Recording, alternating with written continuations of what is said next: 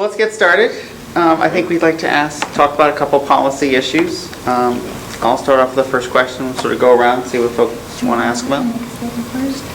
Yeah, if you'd like to start off by making a statement, or we can start off with questions, whatever you want. Well, I just want to thank you for the opportunity to be with you tonight and talk about the issues that you're concerned about and open up a dialogue. I think it's going to be very productive. Awesome. Looking forward to it. Okay. So I want to start off by asking about Nancy Pelosi. Are you ready to commit to support Nancy Pelosi for leader of the Democrats after these elections? I am. Awesome. All right, that was my first question. I'll tell you what, she's one of the hardest working members of our caucus. She has boundless energy. So I don't expect that she's going to be challenged either. Depending on how well Hillary does, our pollster says that potential, that the better she does, that the House could be in play. It's a big reach. We've got 30 seats that we've got to make up, which is it's a lot. But I think the election's looking good. I think we're going to capture the White House. Looks like the Senate is very heavily leaning Democrat. I would like nothing better than to be the majority once again. That would be it's awesome. Nice when we were there for 4 years. So there were some comments on newsmakers that were interpreted as sort of critical of Pelosi. Was that just a misinterpretation, do you think? No, I think that, first of all, she's going to have to, as always, she's going to ask for the support of the members of the caucus, and she's going to have to make her case once again. I am frustrated that we have the fewest number of Democrats in the House since before the Great Depression. Maybe that was some of my frustration coming out. But at the end of the day, she's eminently qualified, and she's incredibly hard working. All right. So you probably have an idea what I'm going to ask first off. Can't imagine. As you know, I am a community organizer at this point for the opposition against the power plant in Burrillville. Lately, there's been a great deal of information that has come to light.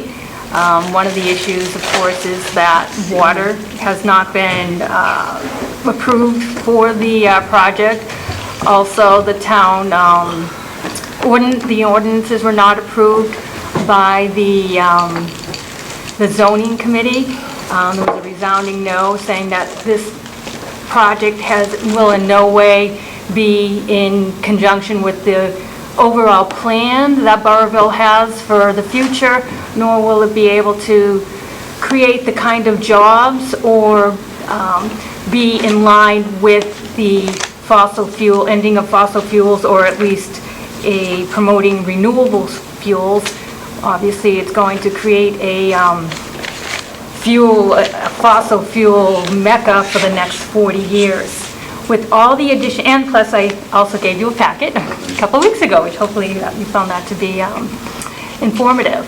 With all the new information that's come out, and considering this is a District 2 matter, not to mention a full state matter, will you be willing to come out against the power plant at this time? Well, thanks for the question and your advocacy. You've clearly been a very vocal and effective organizer against the power plant and making the case and raising the issues that you're concerned about. So thank you for that. And I also want to say hi to the new members who have just come in. So it's great to be with you tonight as well.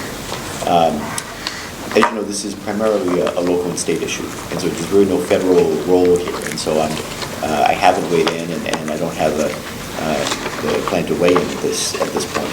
I'm following very closely, as you know. I met with you and others from the Burrillville community in my district office, and I certainly want to act as a resource, or I'm going to follow you too closely. But I know that the Facilities Siting Board is weighing all of these things right now. I know Governor Mundo came up to the county government and held a town meeting, and I think this is democracy in action. This is how things work, and I hope at the end of the day, whatever decision is the right decision based on all the facts. But I also hope that they weigh in on I hope that what's also considered is methane gas release. And let me say I'm staying very close to Senator Whitehouse on this issue as well. I have tremendous respect for his work on the environment. He's the lead voice, not only in Rhode Island, but in the Senate, and for the country on climate change issues. So all of these things are weighed in. And I also, as you know, I'm a strong supporter of renewable energy, and I think that we need to focus much more than we have been on things like wind and solar. I was just at recently with an individual, a gentleman who is championing and building solar plants here in Rhode Island. We're about to do a big one in is it Coventry? I think it is West Greenwich. Sorry, West Greenwich, Rhode Island, and I was on Block Island just a couple of weeks ago, and I saw the windmills that they're in place and they're ready to start testing them. I know that soon we're going to have the windmills in federal waters as well. Rhode Island has been a leader on wind energy, and we're going to be a model for the rest of the country to follow. So I want to see us transition more and more to renewables and get away from fossil fuels as quickly as possible, not only to free ourselves of dependence on foreign oil, but also domestic fossil fuels. I want us to be developing renewable energy on a greater scale than what we are. And as you know, there have been Senator Warren came out against the expansion in Massachusetts. Markey has also come out against the expansion in Massachusetts. So even though it's a local issue, having statewide and congressional support with the people of the area, especially Burrillville, that does lend a lot, and it means a lot to the residents, knowing that we're not alone and that there are government officials that are, recognize our fight here for a secure environment and to maintain the integrity of the town. I've been to about 20 meetings now, and the last meeting was Tuesday. And one of the issues with Invenergy is that, and this is something that came out in an article by Steve Alquist, was that Invenergy refuses to provide the town of Burrillville or the town planners or the zoning people with accurate information. They keep changing their story. They keep changing parameters. Their integrity should be in question, and for that reason alone, because we as citizens are not getting the correct information, all the information, and that the town leaders and the town officials are also not able to capture that information. How can we possibly, in any way, before the EFSB ruling, come out with a favorable, opinion of this project when there is no concept by Invenergy of providing us the information that we need to even make a decision? You should have that information. They're not providing it. I want all the facts to come out. I want this to be based, whatever the decision is made, that there's no information or facts that are withheld. It's wrong if they are withholding information. I know that there's a number of things that have come out previously that site had been looked at before, and it wasn't a suitable site before that. Hopefully will weigh heavily with the Facility Siting Board, but it is wrong for Invenergy not to provide you with that information, and they should have to provide it. I haven't been as close to the issue as Lauren has, but I have a few questions on it as well. Has anyone answered the question on why they need the additional energy output? Is there a deficiency in the power grid in Rhode Island right now that they're trying to make up, or is this going to be sold outside the state?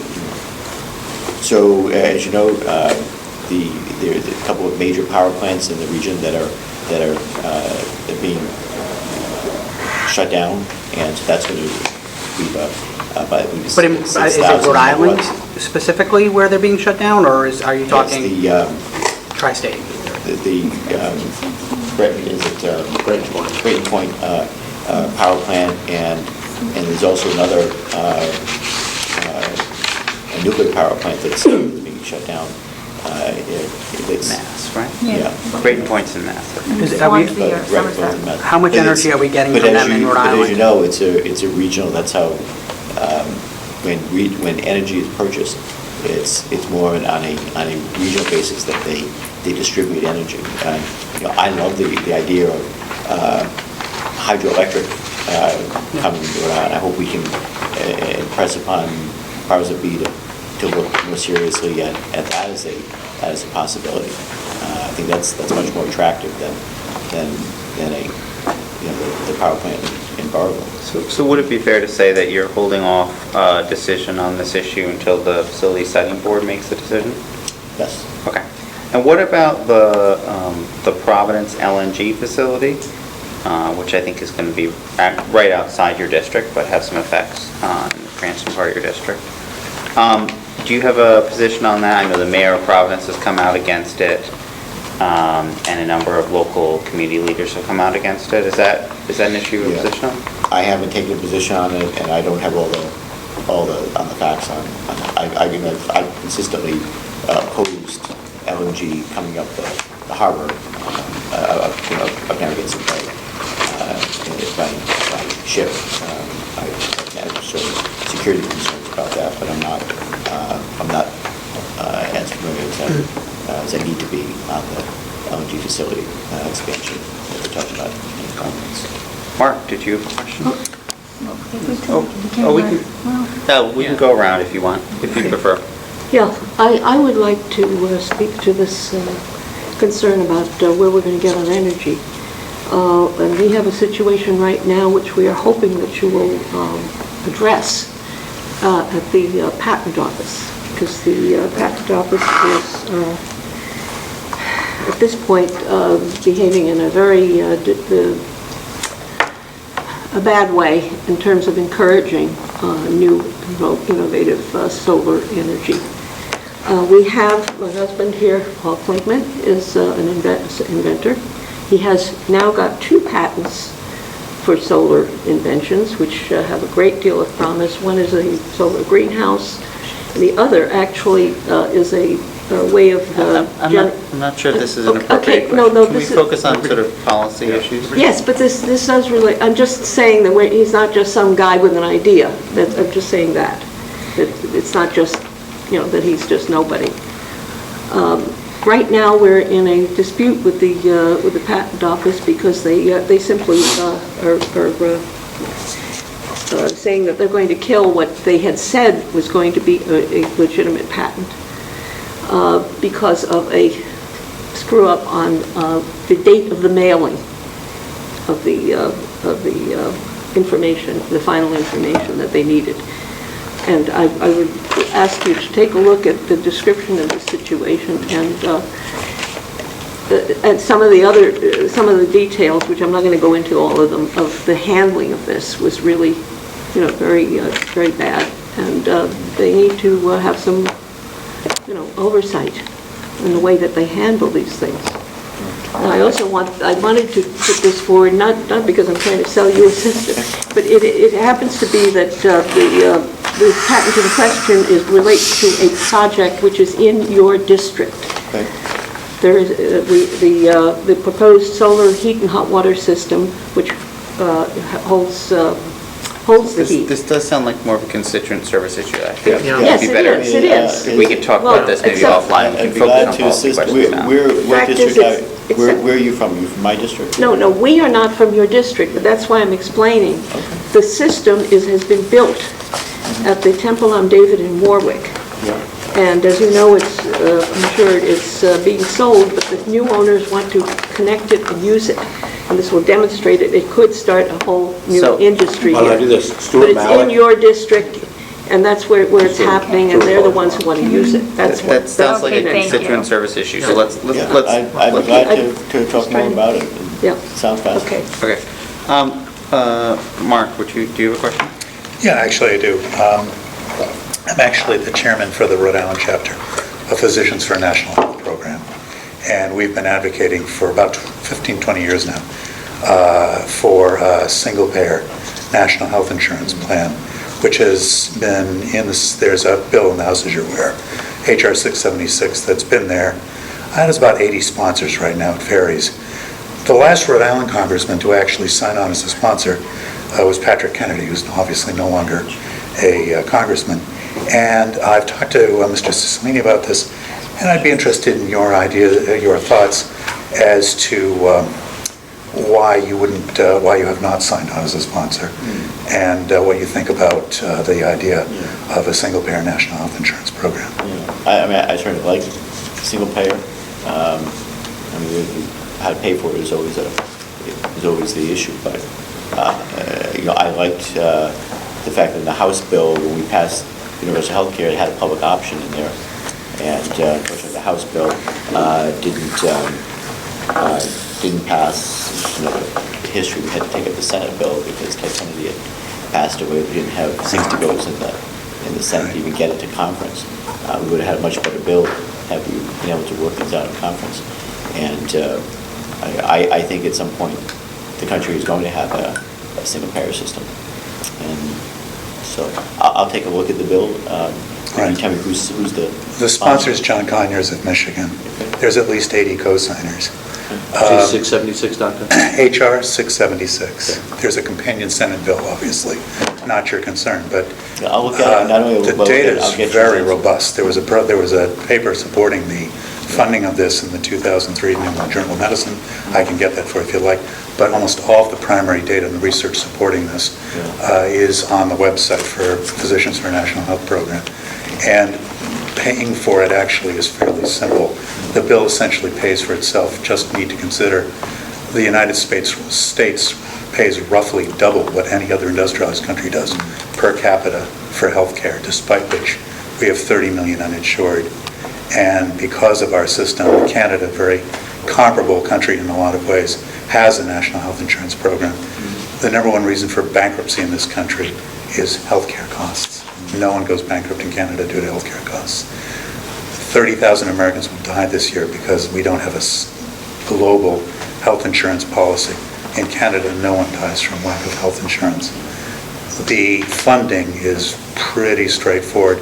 Best estimates now are that we're wasting $400 billion, and the reason why the Affordable Care Act can't insure everybody, and the reason why it won't insure everybody, is that when one goes into the state exchanges, one is confronted with the heart of the problem, which is private health insurance, which is tremendously wasteful. Overhead for private health insurance is at least 3 times that of Medicare. So the data is there. Yeah. And if you could have one of your staff just go on and look at some of the data that's presented on the PNHP website, funding it is actually pretty straightforward. Okay. Is your contact information on the website? For Rhode Island PNHP it is, yes. Okay, that's fine. I just want to be able to get back to you with an answer. Yeah, I might have one of my own cards. Actually, I don't. Okay. If not, I'll get it from Yeah, Ted. PNHP Rhode Island, actually, yeah.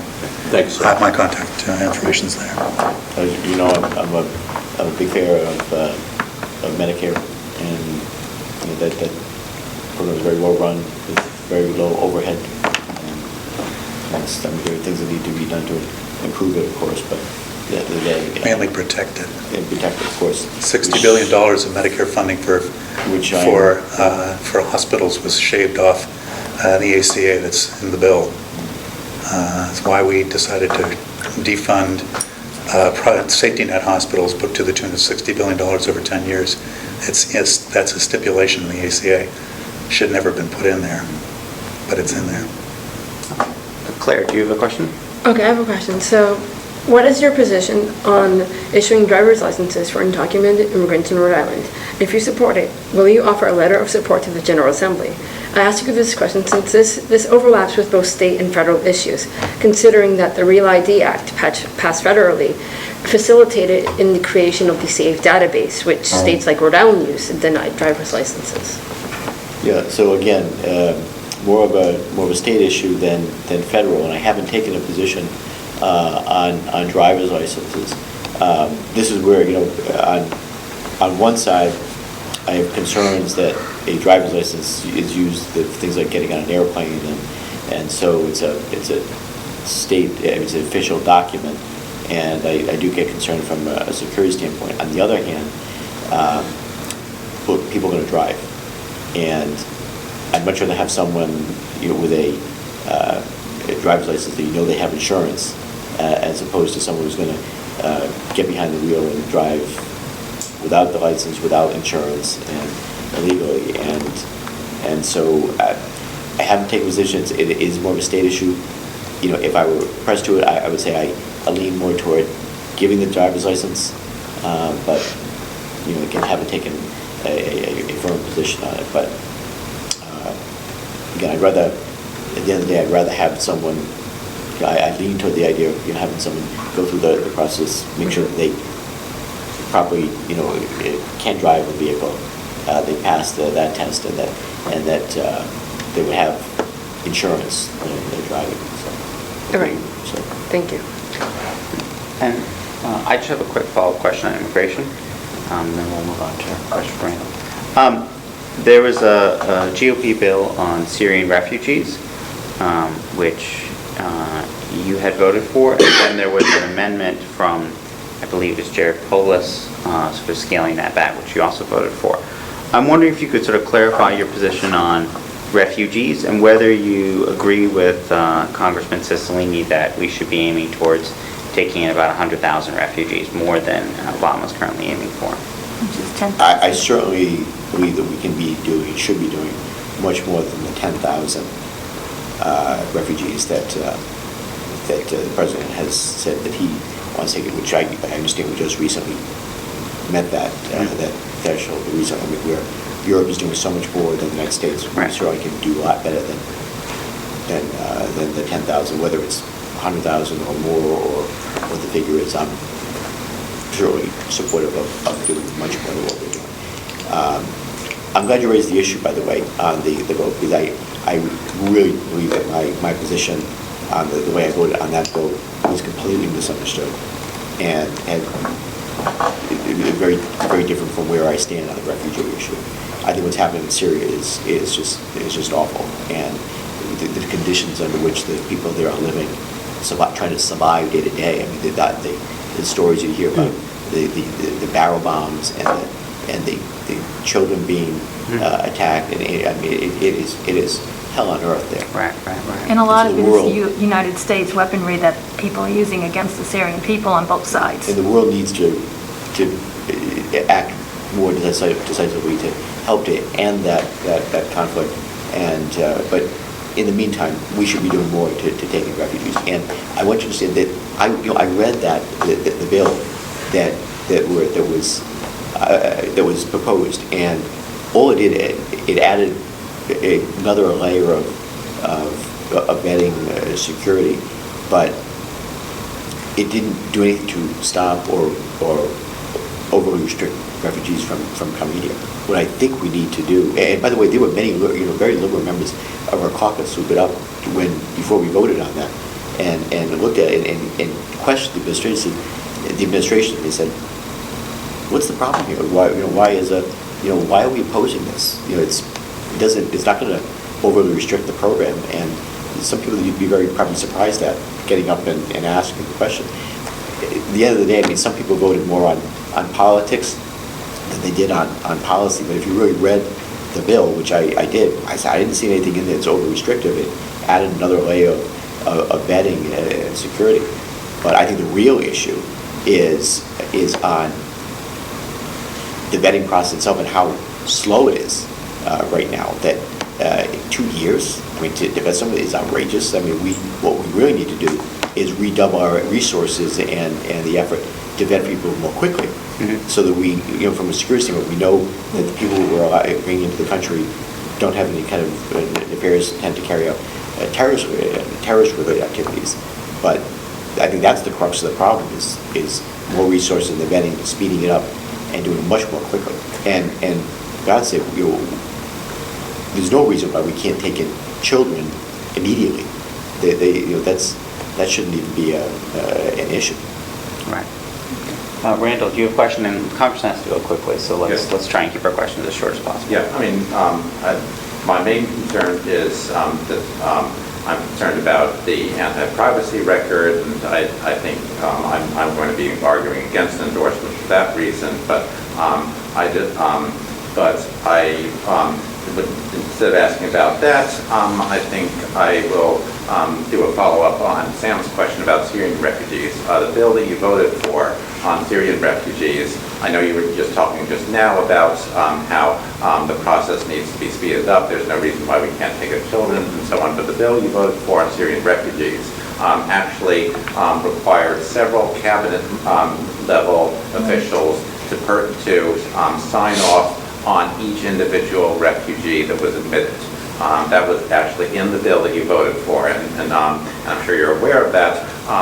Now, that the refugee vetting process is already a lengthy and difficult one, but requiring each individual, being cabinet level officials to personally sign off, I mean, put their names in writing on each individual refugee applicant one by one, will mean in practice that nobody is able to come in, because these cabinet level officials will be taking a huge political risk putting their name on things if any of these people they endorse turn out to commit any bad acts.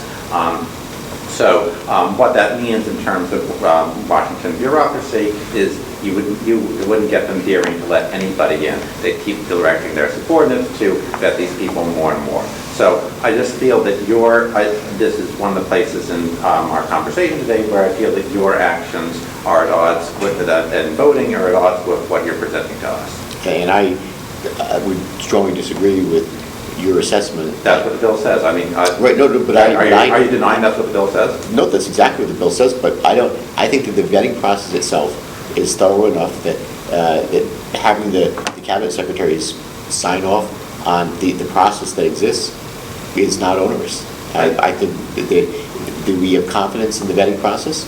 They should be able to have no problem signing off on the refugees coming in.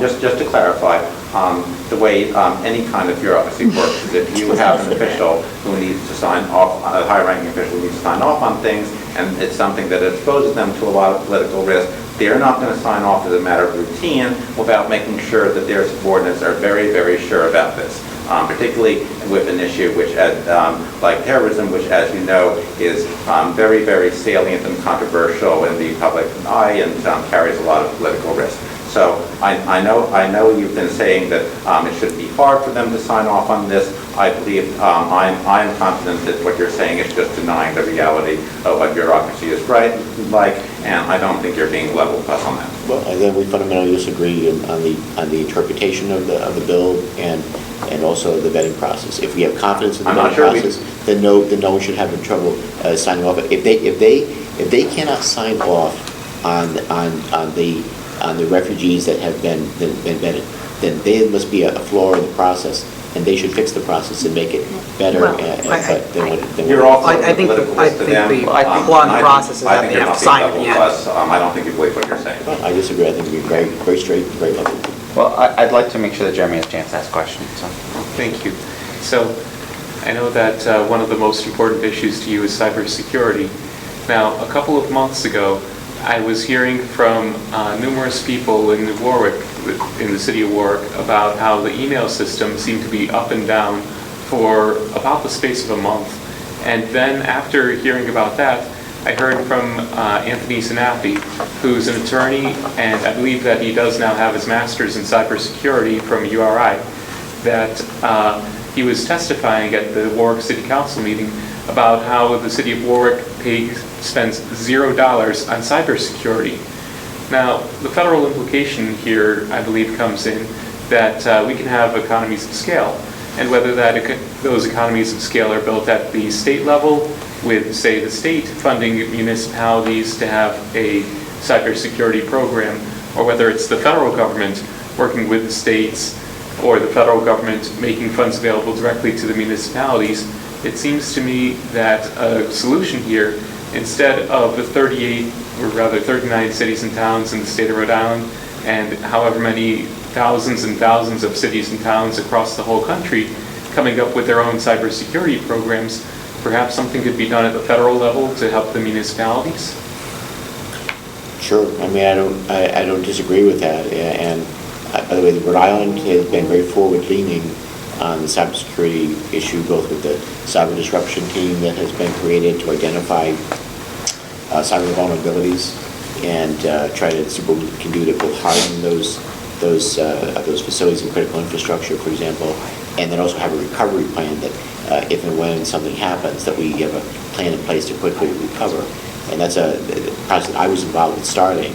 And you've got EMA and state police, colleges, universities, private sector. Dell is one of the private sector companies that involved in it. Atreon, I believe, is another one that's involved. So I'm very forward-leaning. And the Governor's Commission on cybersecurity, we're about to hire, understand that they're interviewing people for a cyber coordinator, if you will. So we're doing more, but we can't forget about the municipalities because they're part, and a lot of this, by the way, too. Remember that, when the hackers have come in and they've been successful at hacking major corporations and stealing personal and private information or credit card records, it's because they went in through a third-party vendor, and they always go to the weakest link, and you're only as strong as the weakest link. And so we have to be cognizant of protecting, our municipalities as well as the state systems as well. I know you guys have to go soon. We do. I did want to ask a question. Yeah. I asked the same question to John Hamilton, so I wanted to ask you the same thing. Social Security. Being a young person, I'm very concerned about Social Security when I get older, still being there. The other thing I'm concerned about is that a lot of politicians keep pushing the goalposts later and later into life. I wanted to see if you were in the mindset of removing the cap on taxable income for Social Security. So there's a variety of options that we need to look at, and the sooner we do it, the better. So the answer is yes. I think that's one of the key options that we need to look at, and I'm inclined to be supportive of removing the cap on when people stop paying into Social Security. That would go a long way toward making Social Security solvent for decades to come.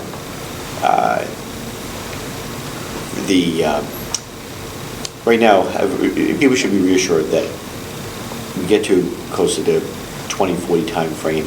That's when the past surpluses will have run out, and we will be funding Social Security. That what comes in is what's going out to pay benefits. And at the worst case scenario, that at that time we'd only be able to pay about 75% of benefits, but Social Security is still solvent and will be for generations to come. But there will be a shortfall that we need to make up. So that's why the sooner we can act to deal with these shortfalls in the future, Social Security, the less painful it will be in the long run.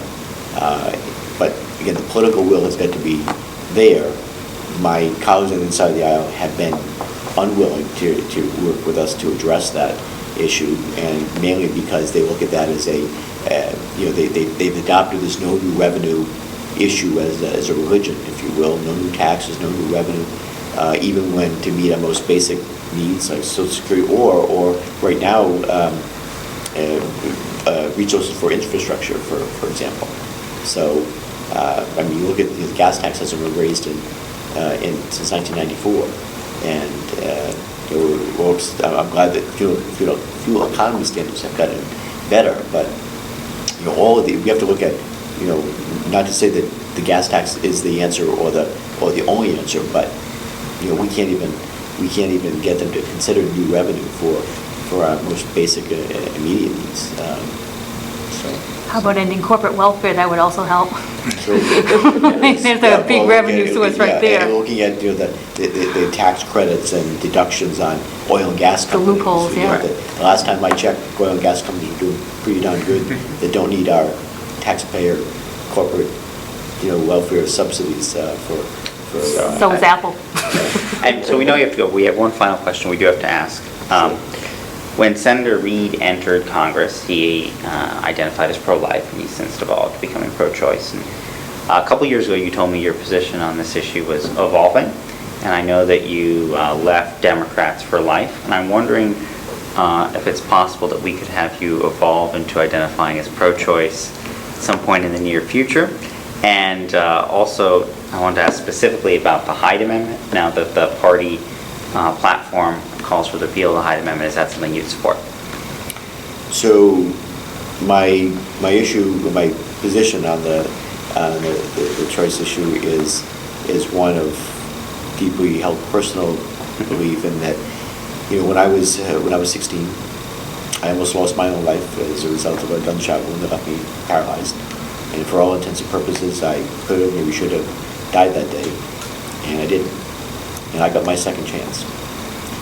And for me, I would feel like a hypocrite if I deprived someone else of their chance at life, despite the fact that life is difficult and challenging for me. I don't want to deprive someone else at their chance. That being said, I didn't go to Congress to try to overturn Roe v. Wade. It was my position on the life issue is that how can we work together to reduce unwanted or unintended pregnancies? And so for all the policy issues that I have supported and the way I vote is along those lines. I fully support contraception and family planning and science-based sex education.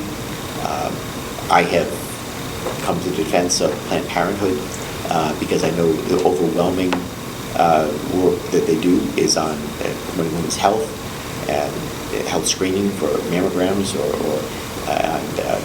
and cervical cancer, again, general women's health issues. As you know, there have been attempts to defund Planned Parenthood, and I have opposed those efforts to defund Planned Parenthood. I co-sponsored the bill to shut down the commission to go after Planned Parenthood when there was those false charges that ultimately proven wrong, that Planned Parenthood selling body parts, all that disproved. In fact, there were people that were indicted in Texas because of that. So I also believe that we need to do more on looking at from a policy perspective, why women would choose an abortion in the first place. And I've often said that, for women who can't afford to go to college and provide for themselves and their child, might be one of the reasons they choose an abortion. Can't afford proper health care for themselves and their child is another issue. Maternity leave and the child care. I want to jump up and applaud Hillary Clinton in her speech when she talked in the convention about making sure that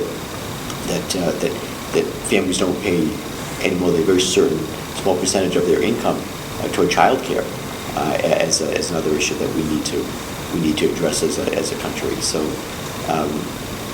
on this issue, I think there's much more that we agree on than disagree, and I've tried to work toward those ends and focus on where we disagree. By the way, I have an 80% voting record with NARAL right now because of those positions and how I look at those things. As you know, I was not endorsed by Rhode Island Right to Life this year.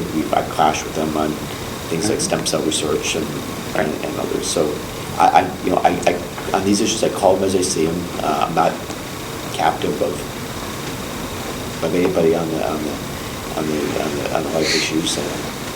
I'll continue to have an open dialogue on them as well. Well, we hope that you follow Senator Reid eventually. We understand it's going to be a point of difference. Especially on late-term abortions, because there's nobody that can know the issues, what's going on in a person's life than the person and the doctor.